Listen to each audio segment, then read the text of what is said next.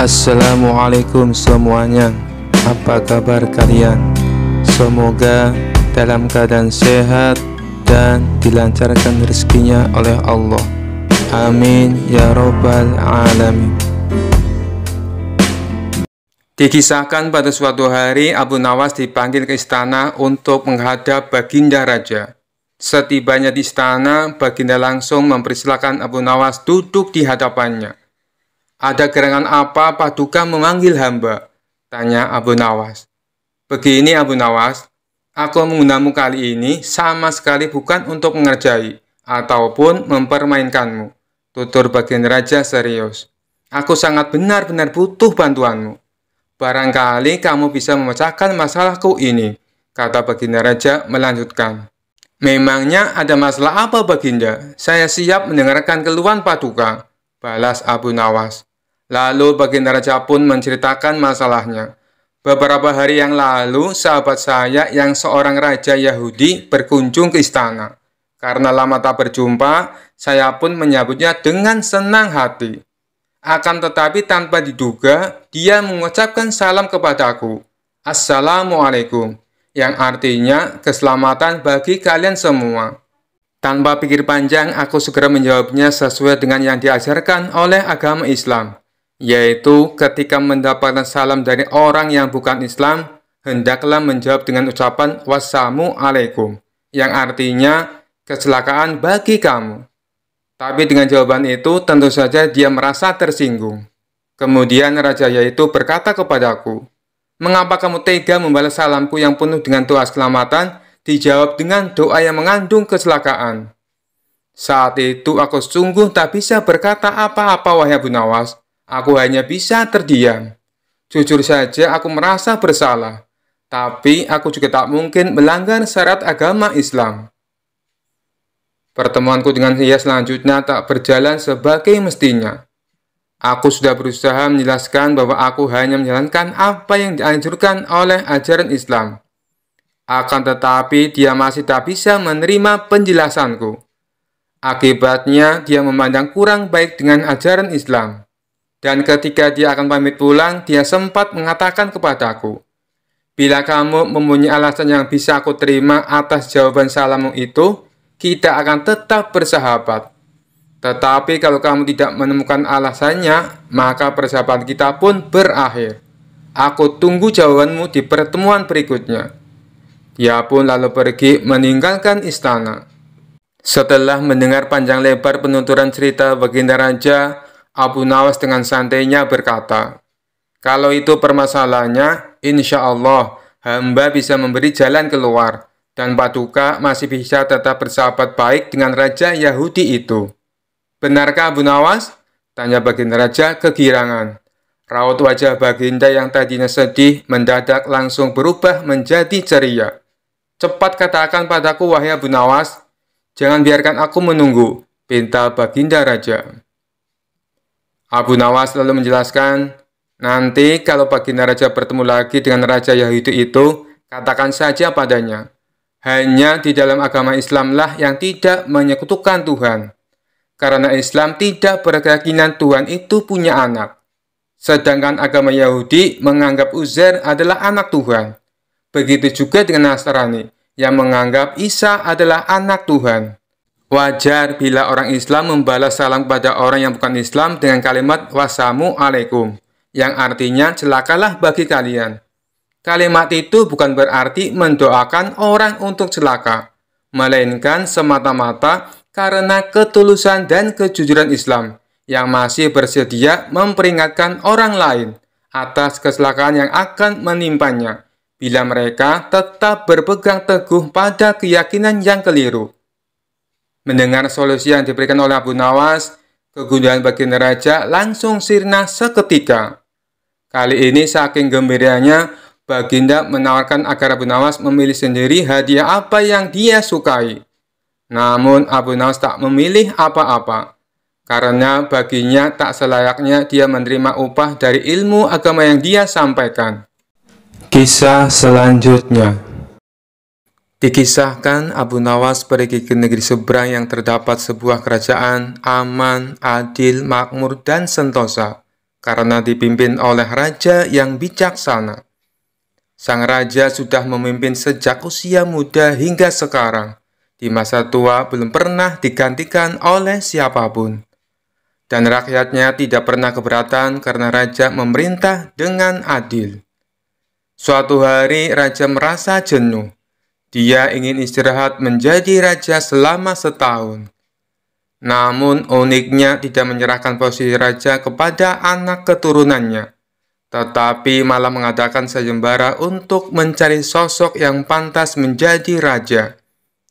Disebarlah pengumuman ke seluruh negeri.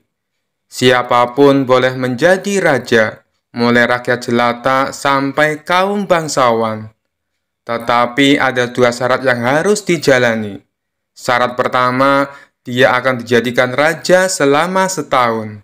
Syarat kedua, setelah menjadi raja selama setahun, maka harus diasingkan di sebuah hutan belantara yang dihuni ribuan hewan buas. Syarat pertama tentu saja bukan masalah besar, justru merupakan suatu keberuntungan. Namun syarat kedua membuat orang-orang yang berhasrat menjadi raja akan berpikir dua kali. Karena semua orang tahu seperti apa hutan belantara yang penuh dengan binatang buas. Karena itulah sayembara tersebut belum ada yang berani mengajukan diri menjadi seorang raja. Akhirnya datang seorang pemuda yang menyatakan kesanggupannya menjadi raja dan menerima dua syarat tersebut. Pemuda ini sebenarnya adalah pemuda biasa yang ingin merasakan bagaimana nikmatnya menjadi raja, karena selama ini ia hidup pas-pasan. Diangkatlah dia menjadi raja, dan mulai saat itu mendapat pelayanan layaknya seorang raja. Harta berlimpah, wanita cantik, makan dan minuman enak, serta fasilitas istimewa lainnya. Tapi sayang, ternyata ketakutannya akan kematian membuatnya tidak bisa menikmati semua itu. 3 bulan pertama, dia mulai gelisah, karena umurnya tinggal 9 bulan lagi. 3 bulan kedua, ia makin tidak tenang makan, tidur pun tidak nyenyak. 3 bulan ketiga, dia mulai menyesali keputusannya menjadi raja. 3 bulan terakhir, si pemuda makin stres berat, karena hidupnya tinggal beberapa bulan lagi, dan kesenangan yang dicari selama ini tidak bisa dirasakan. Ketika masa jabatan sebagai raja sudah berakhir, lalu dibuanglah dia ke hutan belantara. Tidak butuh waktu lama, terdengar kabar ke seluruh negeri jika pemuda itu tewas dimakan binatang buas. Adanya peristiwa tersebut membuat orang-orang kian enggan melamar menjadi raja. Tapi ternyata masih saja ada pemuda lain yang ingin melamar menjadi raja. Diangkatlah pemuda kedua ini menjadi seorang raja. 3 bulan pertama menjadi raja, ia puas-puaskan berpesta, karena sadar hidupnya tidak akan lama lagi. 3 bulan kedua dan berikutnya, hari-harinya ia habiskan dengan foya-foya dan pesta pora. Bulan berganti bulan, pestanya makin gila-gilaan. Ia sudah tidak peduli lagi pada apapun. Dia hanya ingin bersenang-senang sebelum mati setelah jabatannya sebagai raja berakhir. Lalu dibuanglah dia ke hutan belantara. Tidak berapa lama terdengar kabar bahwa si pemuda kedua tewas diterkam singa. Tubuhnya dicabik-cabik dan jadi rebutan para singa. Peristiwa ini membuat banyak orang melupakan mimpi menjadi seorang raja. Mereka masih penasaran apakah masih ada orang yang cukup bodoh untuk melamar menjadi raja. Suatu hari Abu Nawas mampir ke negeri tersebut dengan tujuan menemui sahabat lamanya yang kebetulan merupakan penduduk di sana. Sesampainya di negeri itu, dengan penuh kehangatan Abu Nawas disambut temannya. Mereka berdua saling melepas kangen satu sama lainnya. Di sela-sela obrolannya, Abu Nawas merasa iba dengan kondisi sahabatnya itu. Ia kini hidup miskin, tinggal di gubuk kecil reot, hanya seorang diri. "Mana istrimu?" tanya Abu Nawas. "Semenjak aku jatuh miskin, ia pergi meninggalkanku. jawab sahabat. Ya sudah, yang sabar ya. Yang penting kamu jangan tinggalkan sholat.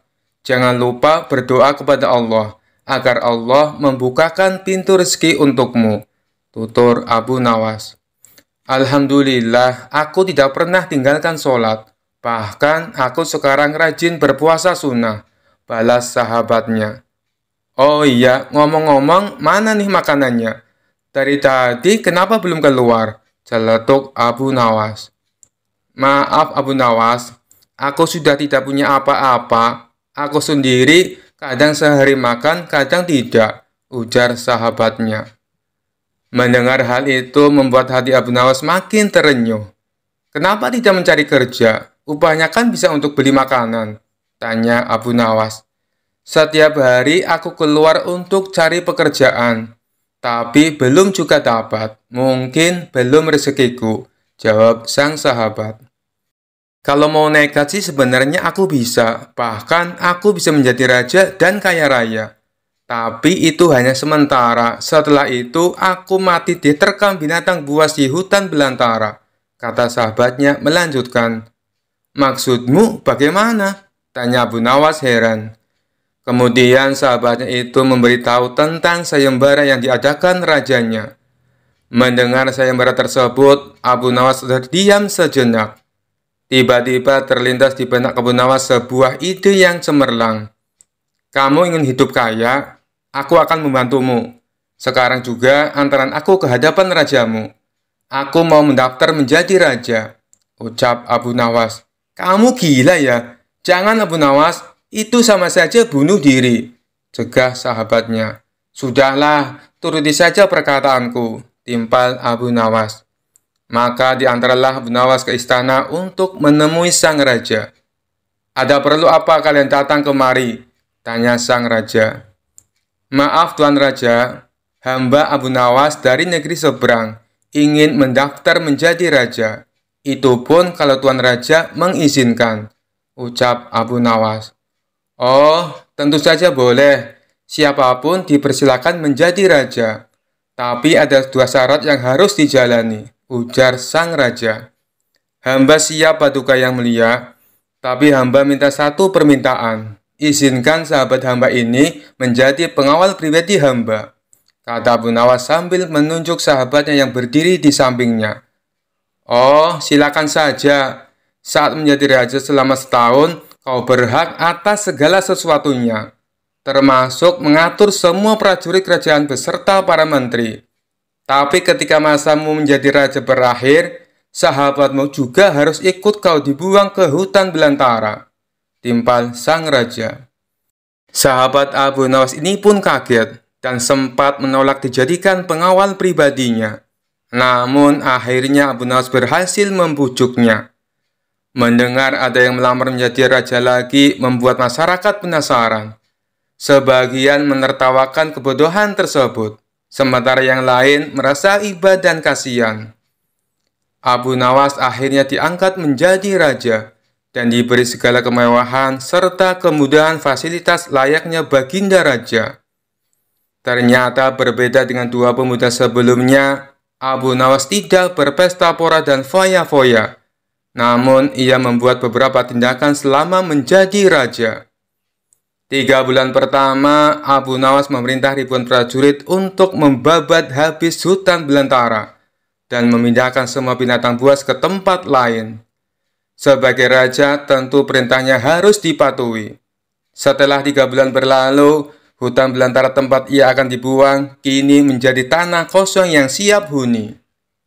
3 bulan kedua, Abu Nawas memerintahkan para arsitek membuat istana megah untuk dirinya, tentunya dengan uang kerajaan yang dikuasai. Abu Nawas bisa membangun apa saja termasuk membangun istana di tanah yang dulunya adalah hutan belantara. Dalam jangka waktu 3 bulan, berdirilah istana megah dan kokoh. 3 bulan ketiga, Abu Nawas memerintahkan para prajurit membawakan harta dan perabotan dikirim ke istana yang baru saja dibangunnya. 3 bulan terakhir, Abu Nawas menawarkan kepada masyarakat, siapa saja yang mau pindah di wilayah istananya akan dibuatkan rumah dan diberi modal uang untuk berdagang. Kesempatan tersebut tidak disia-siakan warga. Ratusan orang mendaftarkan diri untuk pindah ke sekitaran Istana Abu Nawas. Selama 3 bulan terakhir, tempat yang tadinya hutan belantara kini berubah menjadi pemukiman penduduk. Bahkan di sana Abu Nawas mempunyai istana dengan dipenuhi harta kekayaan. Akhirnya habislah masa jabatan Abu Nawas sebagai raja. Sesuai perjanjian, Abu Nawas dan sahabatnya dibuang ke hutan belantara yang kini sudah menjadi pemukiman penduduk. Sesampainya di sana, Abu Nawas dan sahabatnya memasuki istana barunya. Ini semua untukmu. Kau sekarang sudah menjadi orang kaya raya. Tapi jangan lupa bersedekah, utur Abu Nawas. Sahabatnya itu terkejut bukan main. Ia langsung merangkul Abu Nawas dan mengucapkan terima kasih. Akhirnya Abu Nawas pun pamit pulang kembali ke negerinya. Kisah selanjutnya. Dikisahkan seorang ahli yoga dan pendeta bersekongkol untuk mengerjai dan menggoyahkan iman Abu Nawas. Di suatu hari mereka berangkat menuju rumah Abu Nawas. Setibanya di sana, mereka melihat Abu Nawas sedang melakukan sholat duha. Mereka kemudian menunggunya dan dipersilakan masuk oleh istri Abu Nawas. Sesudah melakukan sholat, Abu Nawas menyambut mereka. Abu Nawas dan para tamunya berbincang-bincang sejenak. Kedatangan kami ke sini sebenarnya ingin mengajak engkau melakukan pengembaraan suci. Kalau engkau tidak keberatan, bergabunglah bersama kami, ajak ahli yoga. Wah, dengan senang hati, kapan waktunya? Tanya Abu Nawas polos. Besok pagi, kata si pendeta. Baiklah kalau begitu, kita bertemu besok pagi, kata Abu Nawas menyanggupi. Keesokan harinya mereka berangkat bersama. Abu Nawas mengenakan jubah seorang sufi, ahli yoga dan pendeta memakai seragam keagamaan mereka masing-masing. Karena tidak membawa bekal di tengah-tengah perjalanan mereka merasa lapar. Hai Abu Nawas, bagaimana kalau engkau saja yang mengumpulkan derma untuk membeli makanan bagi kami bertiga? Karena kami akan mengadakan kebaktian, kata si pendeta. Tanpa banyak bicara, Abu Nawas berangkat mencari dan mengumpulkan derma dari satu desa ke desa lainnya. Setelah derma terkumpul, Abu Nawas langsung memberikan makanan yang cukup untuk 3 porsi orang. Akhirnya Abu Nawas kembali ke pendeta dan ahli yoga dengan membawa makanan. Karena tak sanggup menahan rasa lapar, Abu Nawas pun berkata, "Mari segera kita bagi makanan ini sekarang juga."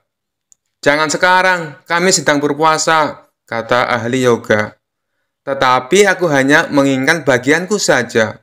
Sedangkan bagian kalian, terserah. Kalian mau dimakan kapan saja," pinta Abu Nawas. "Aku tidak setuju. Kita harus selalu bersama dalam berbuat apapun," kata pendeta. "Betul, aku pun tidak setuju. Karena waktu makanku besok, bukan sekarang," kata ahli yoga. "Bukankah aku yang kau suruh untuk mencari derma, dan sekarang telah kutukar dengan makanan ini? Sekarang kalian tidak mengizinkan aku mengambil bagianku sendiri. Itu tidak masuk akal," kata Abu Nawas mulai merasa jengkel. Pendeta dan ahli yoga tetap bersikeras tidak mengizinkan Abu Nawas mengambil bagiannya. Kali ini Abu Nawas benar-benar merasa jengkel dan marah. Akan tetapi Abu Nawas tidak memperlihatkan sedikit pun kejengkelan dan kemarahannya. "Bagaimana kalau kita mengadakan perjanjian saja?" kata pendeta kepada Abu Nawas. "Perjanjian apa?" tanya Abu Nawas. "Kita adakan lomba. Siapa di antara kita bermimpi paling indah, maka akan mendapatkan bagian yang terbanyak. Yang kedua, lebih sedikit. Dan yang terburuk akan mendapatkan paling sedikit." Pendeta itu menjelaskan kepada Abu Nawas. Abu Nawas setuju, ia tidak memberikan komentar apa-apa. Tak terasa hari sudah semakin malam. Pendeta dan ahli yoga mengantuk dan tidur. Abu Nawas saat itu tidak bisa tidur. Ia hanya berpura-pura tidur. Setelah merasa yakin kalau kawan-kawannya sudah terlelap, Abu Nawas menghampiri makanan itu. Tanpa berpikir dua kali, Abu Nawas langsung memakan habis makanan itu hingga tidak tersisa sedikit pun. Setelah merasa kenyang, Abu Nawas baru bisa tidur. Esok pagi harinya, mereka bangun secara bersamaan. Ahli yoga dengan wajah berseri-seri bercerita, "Tadi malam aku bermimpi memasuki sebuah taman yang mirip sekali dengan surga. Merasakan kenikmatan yang belum pernah kurasakan sebelumnya dalam hidup ini." Pendeta mengatakan bahwa mimpi ahli yoga benar-benar menakjubkan. Lalu giliran pendeta menceritakan mimpinya. "Semalam aku seolah-olah menembus ruang dan waktu. Dan ternyata memang benar. Aku secara tidak sengaja berhasil menyusup ke masa silam, di mana pendiri agamaku masih hidup. Aku bertemu dengan beliau. Dan yang paling membahagiakan, aku diberkatinya." Ahli yoga juga memuji kehebatan mimpi pendeta. Namun Abu Nawas hanya diam. Ia tampaknya memang tidak tertarik sedikit pun. Karena Abu Nawas belum juga menceritakan mimpinya, pendeta dan ahli yoga mulai tidak sabar untuk menanyakan mimpi Abu Nawas. Lalu Abu Nawas pun mulai bercerita. "Kalian tentu tahu siapa Nabi Khidir alaihissalam. Beliau adalah seorang maha guru para sufi. Tadi malam aku bermimpi berbincang-bincang dengan beliau. Beliau bertanya, apakah aku berpuasa atau tidak? Aku katakan, aku berpuasa, karena aku memang tidak makan sejak dini hari. Kemudian beliau menyuruhku segera berbuka, karena hari sudah malam. Tentu saja aku tidak berani mengabaikan perintah beliau. Aku segera bangun dari tidur dan langsung menghabiskan makanan itu." Jelas Abu Nawas tanpa ada perasaan bersalah sedikit pun. Sambil menahan rasa lapar yang menyayat perut, pendeta dan ahli yoga itu hanya bisa saling berpandangan satu sama lainnya. Kejengkelan Abu Nawas akhirnya terobati. Kini mereka sadar bahwa tidak ada gunanya coba-coba mempermainkan Abu Nawas. Pasti hanya akan mendapatkan celaka sendiri. Kisah selanjutnya. Suatu hari ada seorang pencuri yang sangat lihai di kota tersebut, sehingga sering membuat cemas dan gusar penduduknya. Berbagai cara telah ditempuh untuk dapat menangkapnya, namun hasilnya selalu nihil. Tak ada hasil sama sekali. Sang pencuri tetap saja tidak dapat ditemukan. Tentu saja hal ini semakin membuat khawatir penduduk di sana. Sampai suatu ketika ada salah satu saudagar kaya yang mengadakan sayembara untuk menangkap pencuri tersebut. Sebelumnya, saudagar tersebut telah kehilangan hartanya akibat dicuri. Saudagar itu berjanji akan memberikan seluruh harta yang telah dicuri darinya bagi siapa saja yang berhasil menemukan pencurinya. Sebab saudagar itu merasa penasaran sebenarnya siapa pencuri yang begitu lihai mencuri di kota tersebut. Begitu sayembara ini diumumkan, tentu saja sangat banyak penduduk yang ikut berpartisipasi. Bagaimana tidak, hadiah yang ditawarkan begitu menarik perhatian mereka. Namun, apa yang terjadi? Tetap saja tidak ada yang mampu menangkap pencuri itu. Sampai akhirnya sang hakim memutuskan untuk meminta bantuan kepada Abu Nawas, yang dikenal memiliki kecerdikan dan kesaktian yang luar biasa. Mendengar berita tersebut, tentu saja membuat si pencuri menjadi takut dan khawatir. Dia sempat berpikir untuk kabur melarikan diri ke kota lain. Namun, dia abaikan pikiran kabur itu. Sebab melarikan diri hanya akan membuat penyamarannya terbongkar dan membuat sulit untuk mencuri kota itu lagi. Tak lama sepulangnya Abu Nawas dari sebuah perjalanan, dia memutuskan untuk mengumpulkan seluruh penduduk kota di sebuah lapangan kota yang cukup besar. Kemudian dia berkata dengan lantang, "Wahai para penduduk kota, kali ini aku akan memberikan kalian masing-masing sebuah tongkat sakti yang telah aku beri mantra. Tongkat ini harus kalian kembalikan kepadaku besok pagi di pengadilan kota. Ketahuilah bahwa tongkat ini akan bertambah panjang 1 jari kelingking ketika dipegang oleh pencuri. Dan bagi yang tongkatnya berubah bertambah panjang 1 kelingking, maka dia akan mengalami kejadian seperti itu. Abu Nawas kemudian mengangkat tongkatnya dan mengarahkannya ke sebuah pohon kelapa besar di belakangnya. Duar! Tiba-tiba pohon kelapa itu meledak dan buah kelapa jatuh berguguran. Penduduk kota yang hadir pun merasa takjub dengan apa yang telah mereka saksikan. Mereka mengira telah melihat kejadian luar biasa yang dilakukan oleh Abu Nawas. Tanpa mereka sadari bahwa pohon kelapa itu sebenarnya telah ditaburi bubuk misiu peledak oleh istri Abu Nawas. Dan ketika mendapat isyarat dari Abu Nawas, secara diam-diam istri Abu Nawas menyalakan api ke arah sumber misiu untuk meledakkannya. Hal ini tentu saja membuat hati pencuri menjadi semakin takut dan panik.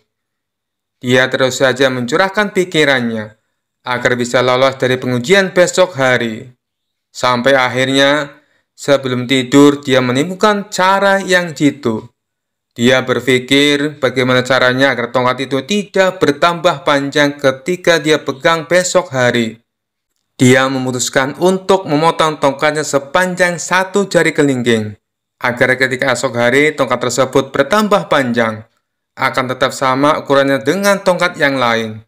Dengan demikian, si pencuri dapat bernafas dengan lega, sebab dia berpikir telah menemukan cara tepat untuk mengelabui Abu Nawas. Pada pagi harinya, satu persatu penduduk menyerahkan tongkat mereka untuk diperiksa panjangnya oleh Abu Nawas.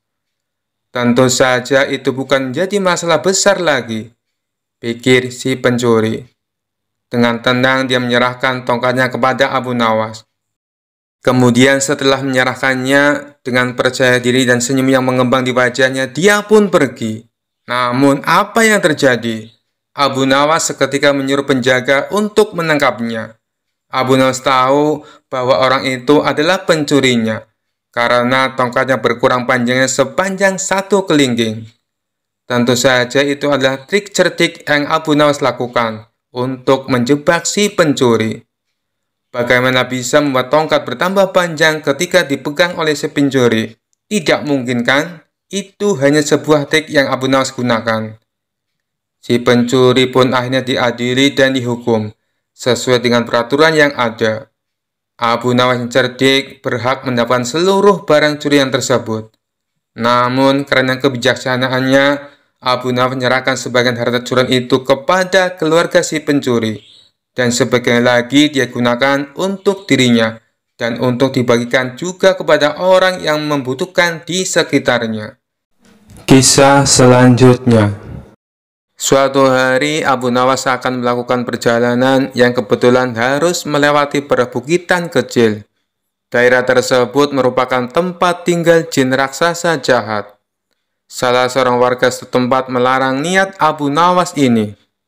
"Tuan, lebih baik urungkan niat Anda. Carilah jalan yang lain saja," ujar warga tersebut. "Memangnya kenapa?" tanya Abu Nawas penasaran. "Perbukitan itu sangat angker. Ada jin raksasa yang jahat.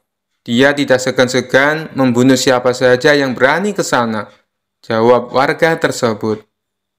Setelah mendengar penuturan warga itu, Abu Nawas sejenak termenung. Tapi ini adalah jalan satu-satunya. Tidak ada jalan yang lain lagi, pikirnya. Setelah berpikir matang-matang dengan segenap keberanian, akhirnya Abu Nawas nekat melewati perbukitan kecil tersebut. Benar saja, baru beberapa langkah menginjakkan kaki di sana, tiba-tiba muncul sosok makhluk raksasa yang tidak lain adalah jin jahat. "Hai manusia, lancang sekali kau kemari. Kamu mau cari mati?" bentak jin raksasa jahat. "Tidak, aku hanya numpang lewat, karena ini adalah jalan satu-satunya," jawab Abu Nawas. "Kamu tahu, ini adalah daerah kekuasaanku. Siapapun dilarang lewat sini." kata jin raksasa jahat memberitahu. Bukannya ini adalah bumi Allah, kamu tidak ada hak melarangku, balas Abu Nawas. Oh, jadi kamu menantangku, akan aku hancurkan tubuhmu, ancam jin raksasa jahat. Baik, silakan mencobanya, tetapi aku bisa mengalahkanmu, sebab aku sangat perkasa lebih dari yang kau bayangkan, sahut Abu Nawas tidak mau kalah. Omong kosong, kau pasti seorang sufi, makanya berani menantangku. Orang-orang sufi itu hanya terpikat pada masalah rohani. Kau tidak akan bisa mengalahkanku, sebab aku memiliki kekuatan. Wujudku 30 kali lipat lebih besar darimu, ucap jin raksasa jahat. Wujudmu memang lebih besar dariku, tapi itu tidak menjamin kau lebih perkasa. Kalau kau menginginkan uji kekuatan, ambil batu ini dan peraslah air darinya, balas Abu Nawas. Abu Nawas lalu memungut sebutir batu kecil dan diberikannya kepada jin raksasa yang jahat itu. Seketika batu kecil hancur lebur dalam genggamannya. Akan tetapi tidak setetes pun air yang keluar. Jin raksasa jahat tersebut coba mengulanginya beberapa kali dengan batu yang lain. Tapi usahanya sia-sia. Akhirnya jin raksasa jahat itu pun menyerah. Ini mustahil, tidak mungkin ada air di dalam batu. Coba kau tunjukkan kalau batu memang ada airnya, kata jin raksasa penasaran. Dalam keremang-remangan, Abu Nawas mengambil sebuah batu kecil yang lapuk. Bersamaan dengan itu, tanpa sepengetahuan jin raksasa, Abu Nawas juga mengambil sebutir telur dari kantong bajunya. Lantas merupakan batu kecil menggunakan genggaman tangannya. Seketika cairan telur langsung menetes keluar. Melihat hal itu, jin raksasa jahat sangat terkesan dengan kesaktian Abu Nawas. Kamu luar biasa. Menginaplah di tempat tinggalku malam ini. Akan kujamu kau dengan bermacam hidangan, ajak jin raksasa. Abu Nawas pun mengikutinya masuk ke sebuah gua yang sangat besar. Sesampainya di dalam sana, ia melihat banyak sekali harta dan perhiasan. Dari mana semua harta ini? Tanya Abu Nawas. Jin raksasa jahat memberitahu semua harta dan perhiasan tersebut adalah milik para kabilah yang tersesat dan sudah dibunuh. Setelah dijamu makan malam, jin raksasa mempersilahkan Abu Nawas untuk beristirahat. Berbaringlah di sebelahku dan tidurlah, kata jin raksasa jahat. Jin raksasa kemudian membaringkan diri dan segera tidur. Sementara Abu Nawas yang secara naluri mengetahui adanya bahaya pengkhianatan, segera bangkit dan menyembunyikan diri di tempat yang agak jauh dari jin raksasa itu. Abu Nawas mengatur tempat pembaringannya agar seolah-olah tidur di samping jin raksasa. Tidak lama setelah itu, jin raksasa itu bangun. Dia mengambil sebuah batang pohon, lalu menghajar Abu Nawas dengan sekuat tenaga, yang dikiranya masih tidur di sebelahnya. Jin raksasa jahat memukul bertubi-tubi sebanyak 7 kali, kemudian kembali berbaring dan tertidur. Setelah jin raksasa benar-benar tidur, barulah Abu Nawas membaringkan tubuhnya tepat di sebelah jin raksasa. Saat hari sudah menjelang pagi, keduanya pun terbangun. Betapa kagetnya jin raksasa melihat Abu Nawas masih hidup, bahkan tidak ada luka sedikit pun. Guamu nyaman sekali untuk istirahat, tapi sayang, tadi malam aku agak terganggu, sebab aku sempat merasa ada nyamuk menggigitku sampai 7 kali, ucap Abu Nawas. Tentu saja hal itu sangat mengejutkan jin raksasa, hingga tidak berani lagi menyerang Abu Nawas. Bagaimanapun, kalau seorang telah dipukul sebanyak 7 kali dengan batang pohon oleh jin raksasa, pasti akan mati. Apalagi memukulnya menggunakan tenaga sekuat-kuatnya. Akhirnya, jin raksasa jahat tersebut memerintahkan Abu Nawas untuk melanjutkan perjalanannya. Berkat kecerdikannya, Abu Nawas pun selamat dari pembunuhan. Sekian dulu perjumpaan kita kali ini. Sampai bertemu lagi di kisah-kisah selanjutnya. Terima kasih yang sudah subscribe dan setia menonton channel ini. Wassalamualaikum warahmatullahi wabarakatuh.